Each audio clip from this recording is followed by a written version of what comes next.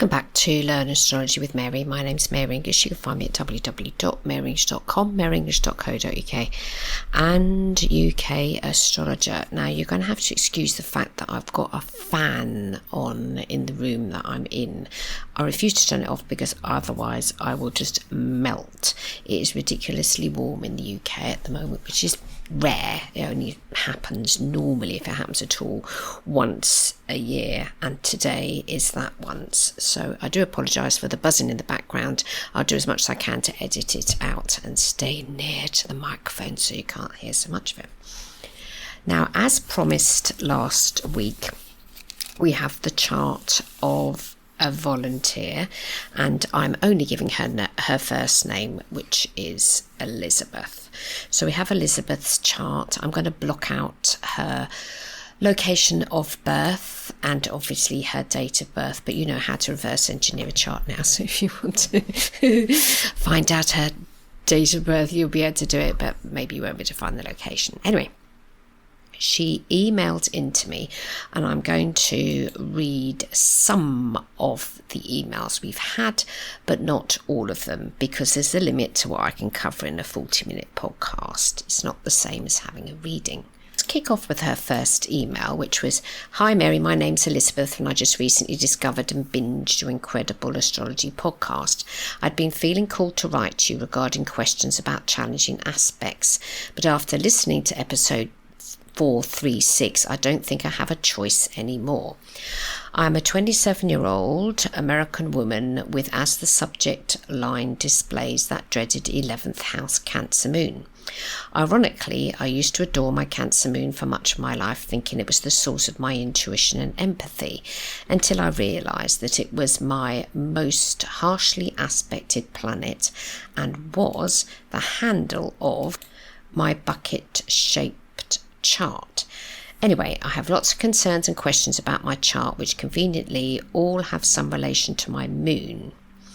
And she put in there especially my 8th house Saturn squaring Venus and opposing the moon.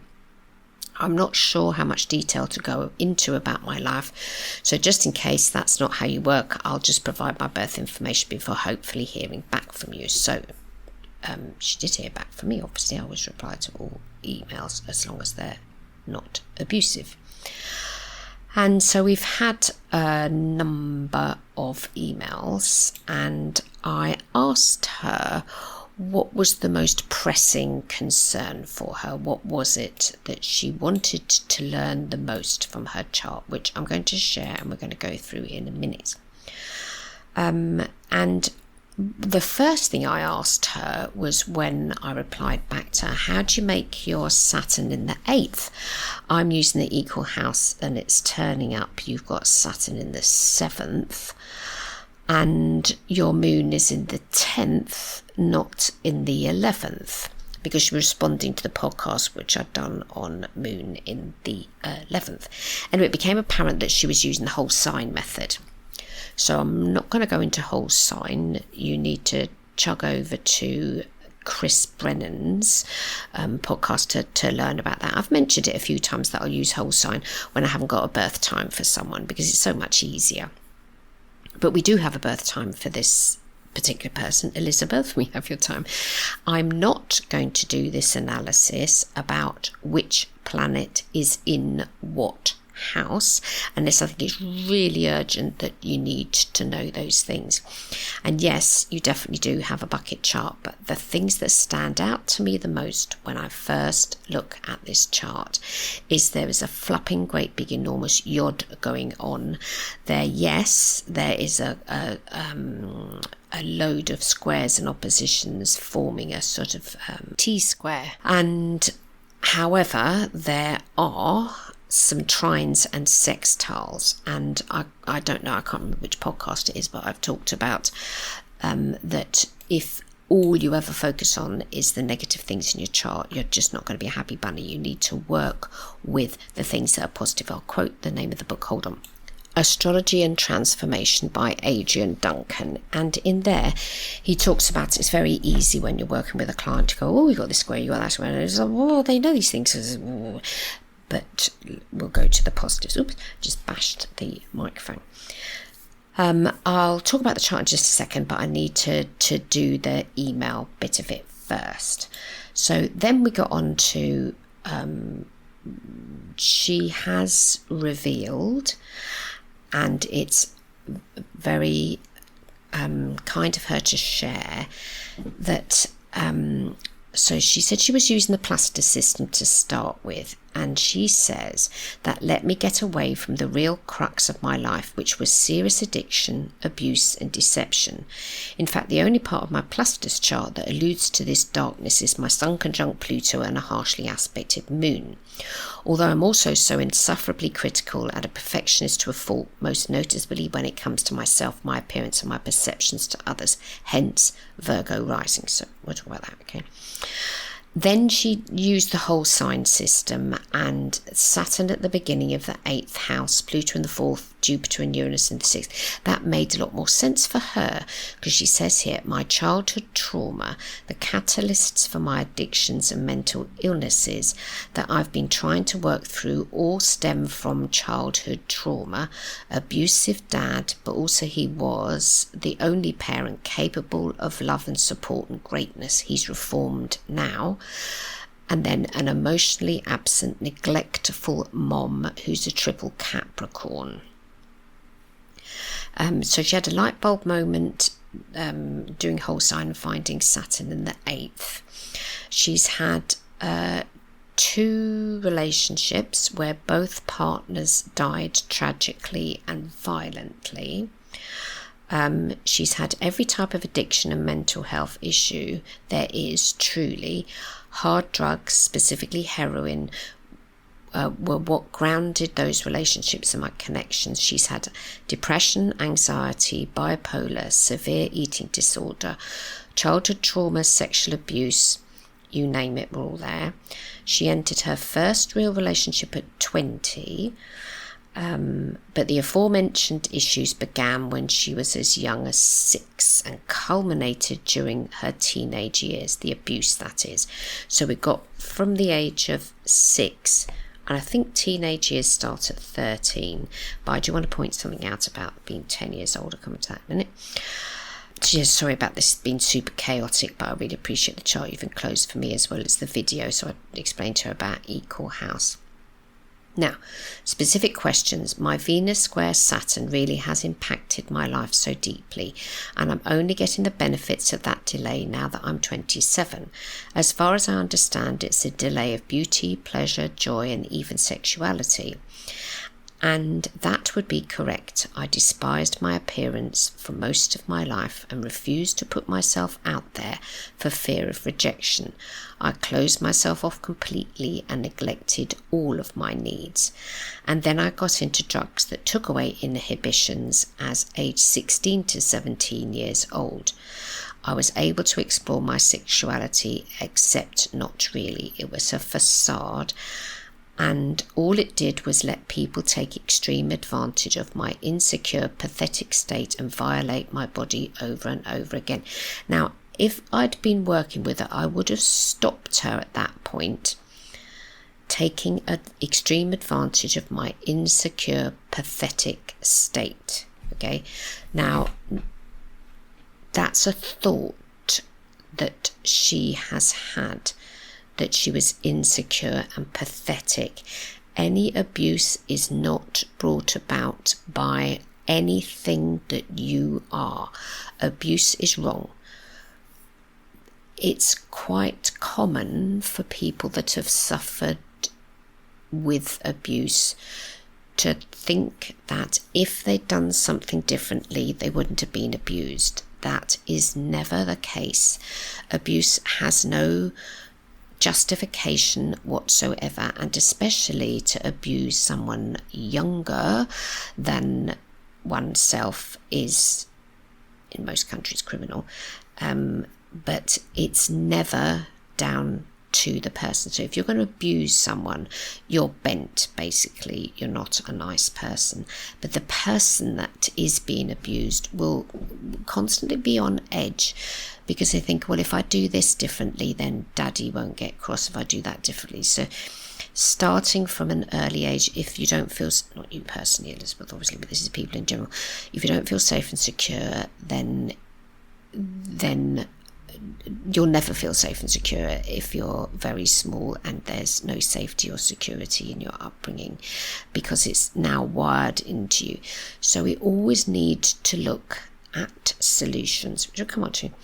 So my Moon, Venus and Saturn are the planets and placements that bring the most questions and concerns. She's added some other things as well, and she said it's kind of hard to probably articulate all of these complexities in an email, as I'm usually verbally discussing this, so I apologise for how unorganised this is, and I guess I'd like your opinion on which house system would most accurately pinpoint my life. Okay, it's not down to house systems. We can, for the moment, ignore those and just consider the signs of the zodiac that the planets are in and the aspects they make to each other. So what I thought I'd do, because otherwise I'm going to be talking at cross purposes with what Elizabeth needs to know, what I thought I'd do is I'd create the chart with no houses. So in the box that you click on, an extended chart selection on the astro.com website page, which comes under drawings and calculations, you can opt for the very last entry in the box that has got houses, just says none. And so that's what we're going to use, because I think that will be the most beneficial in the circumstances. Because everything's correct, it's all in the right location. Houses is merely us trying to add a little bit of poetry to somebody's chart. But if we're going to go with a bit more reality here and astronomy, we can do away with houses altogether. Don't ever think that you cannot read a chart because of a house system. So, getting back to the questions, let's just have a little trip around Elizabeth's chart. I might alternate between talking to you directly, Elizabeth, and then talking about you and talking about your chart, because I'm not actually working with you, so sometimes my brain will flip into a different method of communication, because I'm well aware that there are a number of other people also listening to, and I want them to feel included as well. So we've got Virgo Ascendant, and the Ascendant is 19 degrees, so it's well into the sign of Virgo, no probs there, and the North Node is in just before the Ascendant, so whichever house system you use, it's going to be the 12th, but if you're not using whole sign, that ain't going to happen. But we've got North Node in Virgo, which means the South Node's going to be in Pisces, so that's a whole other ballgame. The Sun is in Scorpio and the Moon is in Cancer. And to my mind, the difficulty is that Mercury is in Sagittarius, because Mercury is how we think. And if our Mercury is in a different sign to our sun sign, our ego will be saying one thing and our mouth will be saying something else. And anyone with their Mercury in a fire sign, their mouth is going to operate a lot more quickly than if it were in a very, very slow earth sign. So keep that in mind, Elizabeth, the sign that your Mercury is in, and give that a little bit more, I would say concern and consideration, but a little bit more research, the sign your Mercury's in. I have got a podcast on it, and I'll mention the number of it. It's actually quite a popular download, it turns out, but it's episode 112, which is 112. Mercury in a different sign to your sun sign. And you probably displayed a little bit in your email in that it all came out because your Mercury and your Ascendant are forming a square to each other. Now, Astro.com isn't wired up to show squares to the Ascendant, and quite often it doesn't even show an aspect to the ascendant. But if we're thinking about the fact that you've got a mutable ascendant and your Mercury is mutable, there is going to be a lot of chopping and changing and thinking and doing things differently. Okay, so that's just about how you think. But who are you? You are a Scorpio. And what is it that is the key word for Scorpio? Trust. Trust. And by the sound of it, age 6, your trust was severely broken. Now, I don't know the details of what might or may have happened, but it obviously wasn't pleasant, and you didn't feel safe and secure, and then your life probably unraveled considerably because of that. I wouldn't actually say that your Sun and your Pluto are conjunct, because they are 10 degrees apart. Is that right? Yes, because your Sun sign's 25 degrees in the sign of Scorpio, and your Pluto is 5 degrees into the sign of Saggy, whilst your Mercury is 15 degrees into the sign of Saggy as well. So your Mercury isn't conjunct because it's 8 degrees, and I generally only take an orb of, the Mercury's 15, Pluto's 5, which is a degree difference of 10, and I normally only take 8 as a maximum of an orb. So even though your Pluto is near to your Sun sign, and Astro.com will give it as a conjunction, to my mind, I don't really think that's an issue for a Scorpio anyway, because it's your ruling planet. Okay. What's more useful is to recognize, and you're asking about Venus square Saturn. Your Saturn actually forms a nice trine to your Mercury, and it also where does it go to Pluto? Forms a trine to Pluto. So Saturn isn't really so much of a problem for you as far as the way that you communicate and think, and also how you consider things about deep change, transformation, Pluto type stuff. Okay. Chart shape is definitely a bucket. The majority of the planets are below the horizon, apart from the Moon, which is top left, and Saturn, which is rather down to the right, but above the horizon. So the two planets above the horizon are the Moon in Cancer, and in this no house chart, we've got it's pretty high, because you were born at a time of day when the Moon was visible from the Earth, and Saturn might even have been visible if you'd had a telescope and the night that you were born. But the Sun is below the horizon, so which Chris Brennan and medieval astrologers would talk about, you're a nighttime chart. So nighttime chart people tend to want to stay in the background just that little bit more. Now the chart is divided up into 4 quadrants. There is an episode on that, but whatever, is divided into 4 using the MC, the IC, the ascendant and the descendant, because we haven't got houses, but we have got those points because those are important points. And Mercury is very near to IC, is the family and the home and the where we come from.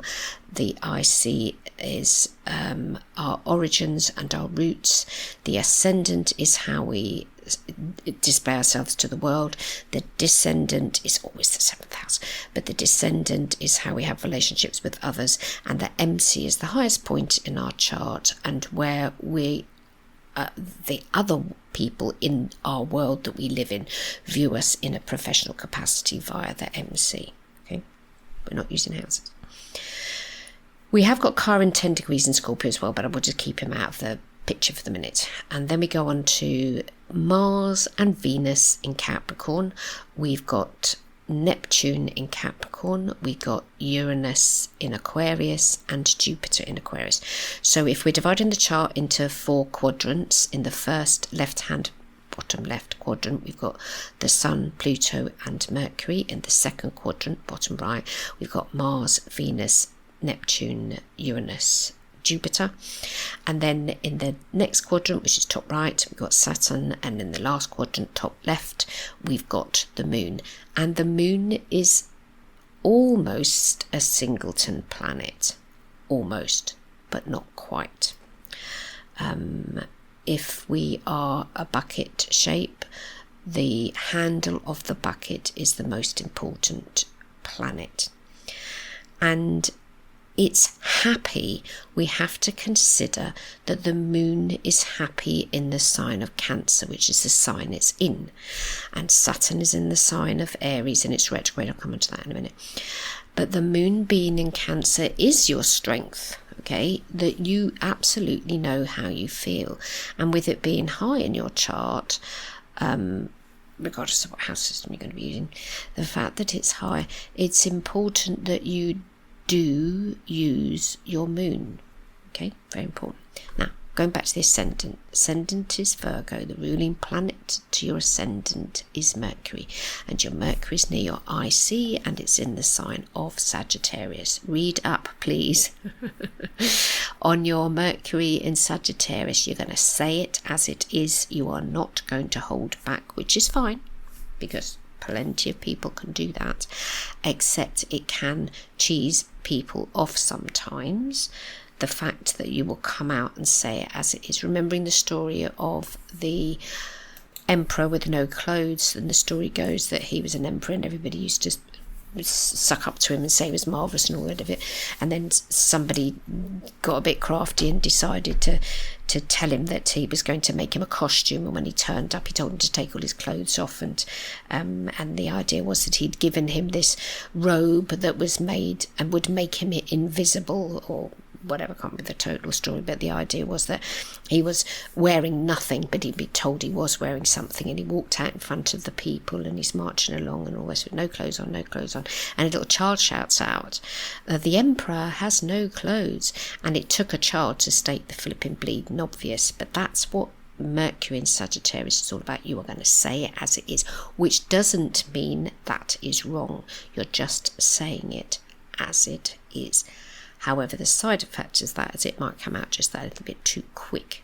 But hey, it makes nice aspects in your chart. It's got a sextile to Jupiter.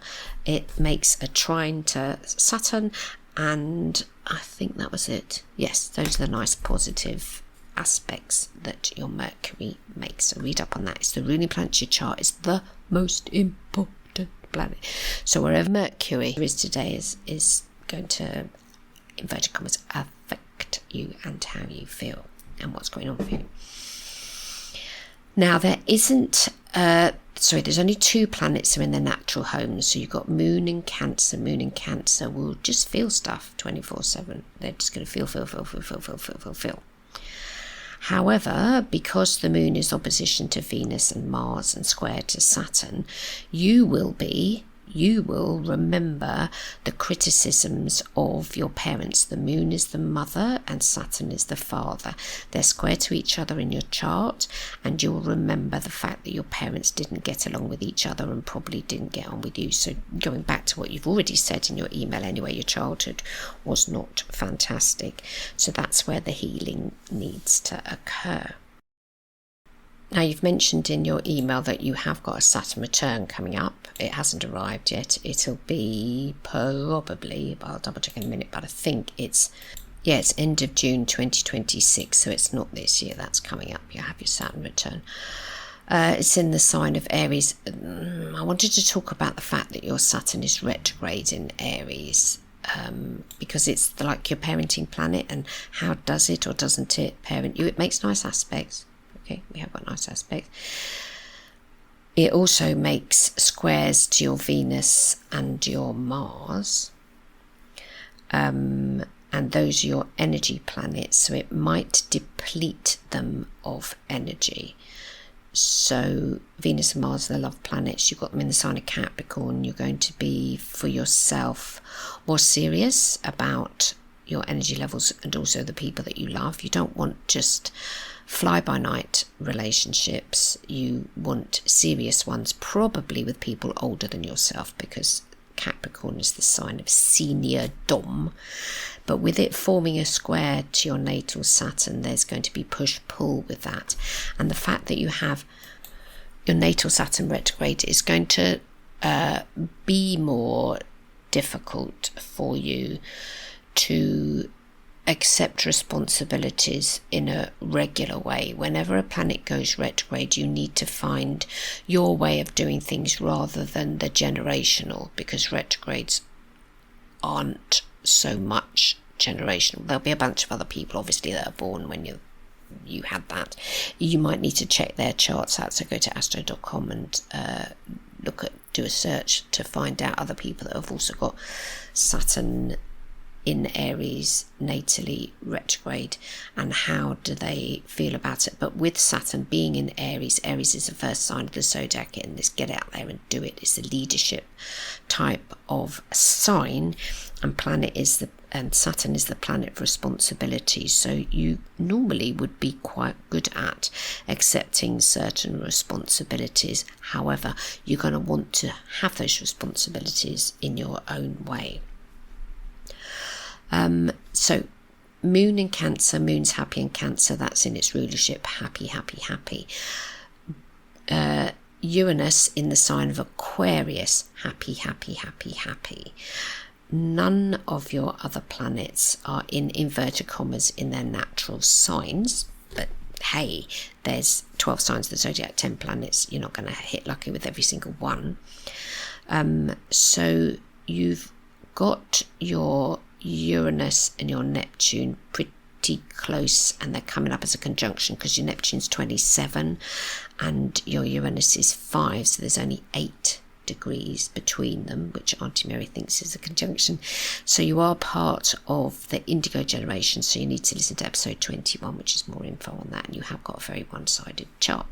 Indigos come into the world with a sense of knowing, don't like to be told what to do, need to do things differently, don't just want a job, they need to have a life purpose. Now, going back to the Virgo ascendant, you have already said that you're super hypercritical. Well, you better stop that right away, because being super hypercritical of yourself isn't helpful to yourself, is it? So that's something that you need to find a way to untangle for yourself. Give yourself a bit of forgiveness. However, we have to remember that whatever our ascendant sign is the sign that we'll constantly return to when we're stressed. So you've had plenty of stress. So you probably lived a lot of the time through your Virgo ascendant, I would say. Now, luckily on astro.com, because we love astro.com so much, you can get an interpretation on there called Astro Click Portrait. It's under the free horoscopes thing, and you can click. So this is where your chart is created. Forget about the houses, because we're all going to argue about those, but you can click on things like, you've got your moon opposition to your Mars, and then you click on moon opposition Mars, and you'll get a nice little interpretation for it. But what you're asking about today is your Venus square Saturn. So let's get some read-ups on what Venus, which is your love planet, which is in a inverted commas harsh sign. People with their Venus in Capricorn don't just want to date the joker, they want to date the serious person. Okay, so with your Venus square to Saturn, which is your responsibility planet, let's read the interpretation that we have on here. Let me just call it back up again because it's decided to disappear from me. And this is written by a guy called Robert Patelier. So I'm going to read it out. It says, this aspect is often difficult to handle in the demands of the... This aspect is often difficult to handle in that the demands of the world always seem to get in the way of having fun and receiving love and affection from others. You often feel that persons or circumstances are forcing you to do things that you do not want to do. Sometimes this aspect means that you feel lonely, usually because you believe you are not worthy of love. That's not true, but once this idea is fixed in your mind, it's difficult for anyone to talk you out of it. You may suffer from extreme shyness because you are afraid of being rejected. Some people will not like you no matter how nice you are, and it does not mean that there is anything wrong with you. This is just the way it is. More than anything else, you need to have confidence in yourself. So if you were a client of mine, I'd be giving you the link to the confidence tracks, the hypnotherapy tracks to listen to. That's how I would resolve this in a consultation. Another consultation, we're doing a live report on your chart, but that's something to keep in mind. And then Saturn also forms a square, it goes two ways. Now it goes to the moon, so Saturn square to the moon. Come on now, give me that. Moon square Saturn. You often feel that people around you, or even life itself, prevents you from expressing your emotions. You may feel lonely and unsupported by your friends, brothers and sisters, and even your parents. To overcome this feeling of aloneness, you must have a great deal of emotional support from your family and friends. Your mother especially must accept and support you, or else you are likely to become emotionally distant from her. It's probably too hard to control your emotions so that others won't know how you feel, as if you were ashamed of your feelings. You shouldn't be ashamed of them. So it's about working with your feelings and going, it's okay for me to feel this way. Now, I've mentioned her before. She started the publishing company called Hay House, and her name is Louise Hay, and there's a nice exercise of hers knocking about on YouTube, and it's called Mirror Work, and it's just about saying nice things to yourself. Obviously you don't do it in a room full of people because they'll think you're bonkers, but you occasionally, when there's nobody else around, you look at yourself in the mirror, or a little hand mirror. And one of the audiences she does it with, they are all given or told to bring with them a hand mirror, and you can see some girls just aren't even taking their mirrors out of their bags. They're so bad at this because they find it difficult. Some people would absolutely find it difficult, but practicing a little bit occasionally, looking at yourself in a mirror. Okay, it has to mirror back, not your screen, oopsie, but a mirror. Look at yourself and you say something nice about yourself. So maybe you've got nice coloured hair. Oh, your hair is so lovely, or your eyes are lovely. Okay, you can find something nice about yourself, and it's just practicing so that you can fill yourself then more with energies that are positive. Unfortunately, there's been so much tragedy in your life, it will take a certain amount of time to be able to work around it and become better at being in this world that has been so harsh to you. And our worlds start with our parents. Now, the other thing I wanted to point out was I've done a podcast on it. It's episode 390. I've also got a webinar about it, which is on my YouTube channel. And solar arcs are the mathematical difference between one planet and another that represents the age that you might have been when something tragic or horrible or nice even happened to you when you were younger. And we've already mentioned that there's 10 degrees. Is that right? Very do the maths. 10 degrees between your sun and your Pluto, and there's 10 degrees between your Pluto and your Mercury. So Auntie Mary would be looking at your chart and also looking at the fact that there's 6 degrees between your Mars and your Venus. So we've got the ages, so the numbers correspond to the age that something might occur to you. We cannot use this as a form of prediction. We can only use it retrospectively when we're looking back at our charts. Do not use that as a method of prediction unless you want to get into trouble.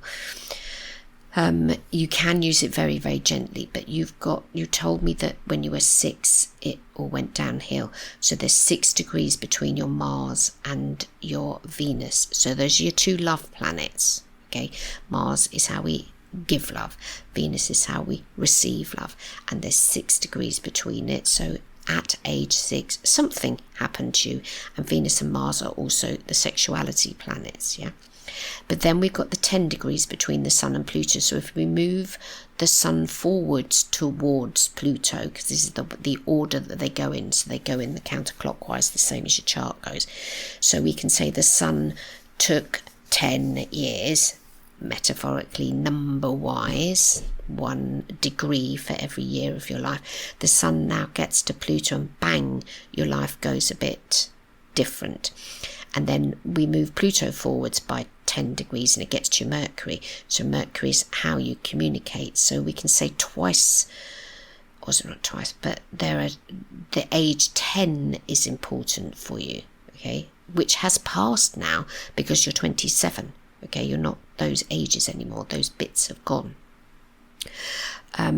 And we can do the maths on that. Now, there's an enormous difference between your Jupiter and your Saturn. That's way into the future, and your Saturn and your Moon. The numbers are just, I wouldn't even talk about those now. But when you look at somebody's chart, and there's only a few degrees between various planets, and we're considering that those represent ages, we can possibly say that at an earlier age, something might or might not have happened to someone, okay? I was working with a client recently, and their parents died when they themselves were 4 years old, and there's 4 degrees between their Mars and their Sun, and 4 degrees between their Uranus and their Mars. So something sudden happened, and we're using the planet Mars. Mars is action, aggression, and energy. That wasn't very fluffy when they were small, and using solar arcs can help us understand a little bit about the planets involved, and how can we help those planets today. What can we do to make it better? A recognition of this definitely happened, and also recognition of that happened past tense, and you are a sun sign Scorpio, and you absolutely need to live in the now, even though your ascendant and your Mercury, which are square to each other, are immutable signs that live in the past. So the planet that you need to work on the most is your Mercury, and you need to work on your thoughts, and you need to read The Power of Now by Eckhart Tolle, because there's heaps of chapters in there and he talks about your thoughts. So it's not what's happening, it's your thoughts about either what has happened or is happening now. That's where the work needs to happen. Now, I've also included, which we've just got a few minutes time for, where the planets are today. So Mars is right on your ascendant. We've got you coming up to your Saturn return, and at this precise moment in time, Neptune's retrograding in the sign of Aries, and Saturn's moving forwards in the sign of Aries, and yes, you'll have your Saturn return. Pluto is now conjuncting your natal Uranus, because Pluto is retrograding 2 degrees into Aquarius, and your Uranus is 5 degrees. So Pluto's deep change of transformation, Uranus is happy in Aquarius. It's the weird stuff happens thing. And the majority of the planets today, because I'm recording this in July 2025, the majority of the planets are above the horizon, because we're now into the summer months. So Mercury, the Sun, Jupiter, Venus, Uranus, Neptune, Saturn and Mars are all above the horizon in your chart. Okay, Elizabeth, this is your chart.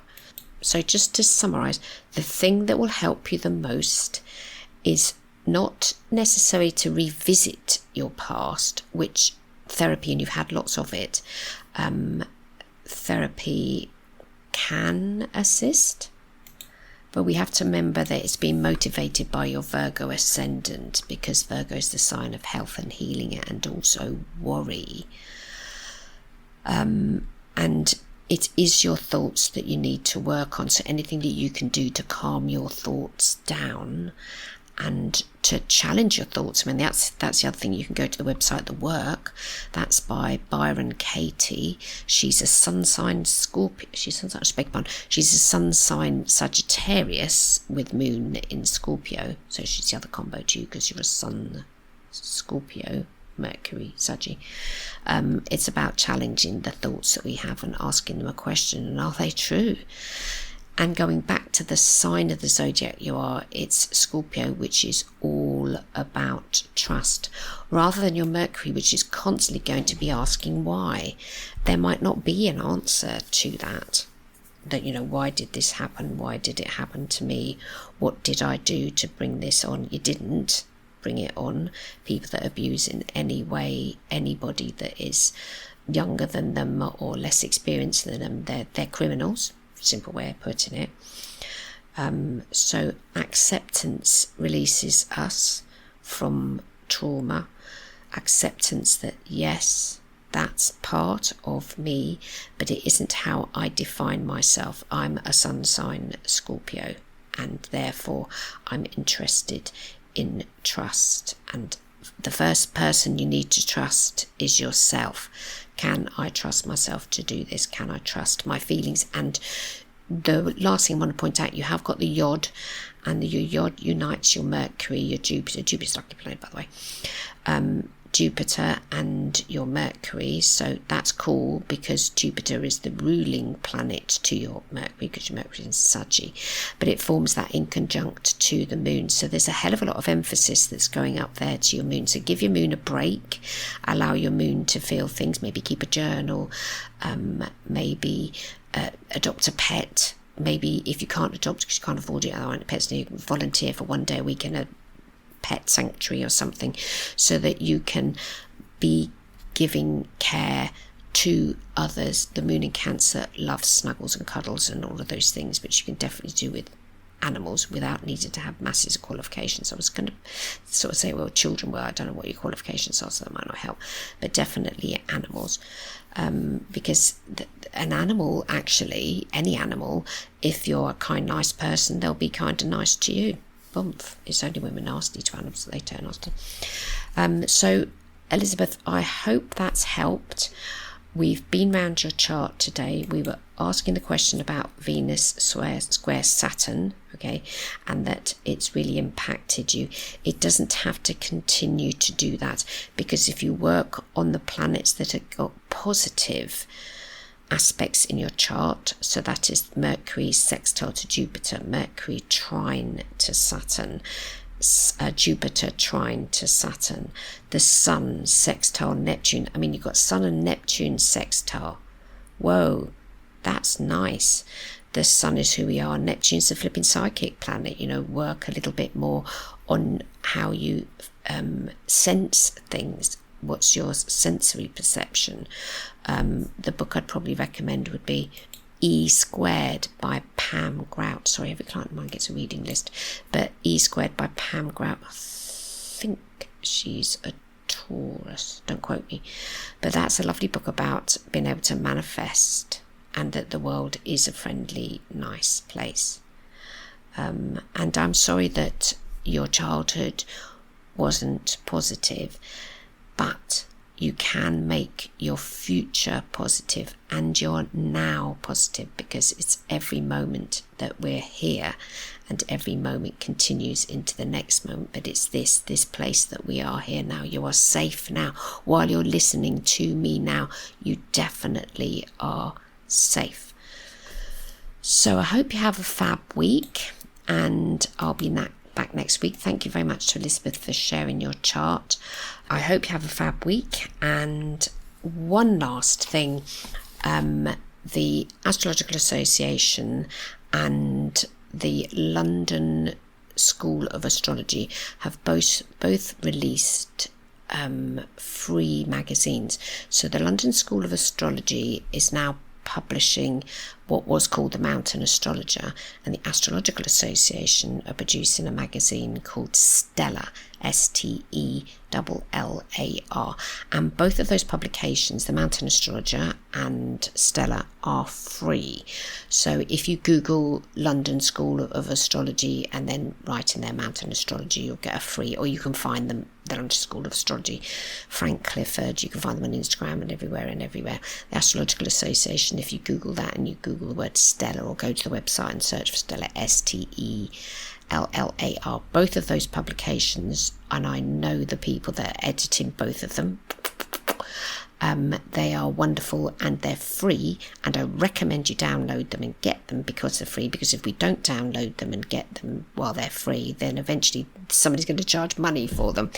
But there's lots of interesting articles on there that will help you in your astrological learning and practice, because you'll be reading what people are actually writing about at the moment, as opposed to reading stuff that might be in books that's from a while ago. So you're going to get the opinions of and things that are actually happening in the astrological world now. So one last time, I hope you have a fab week, and I'll be back next week. Bye bye now.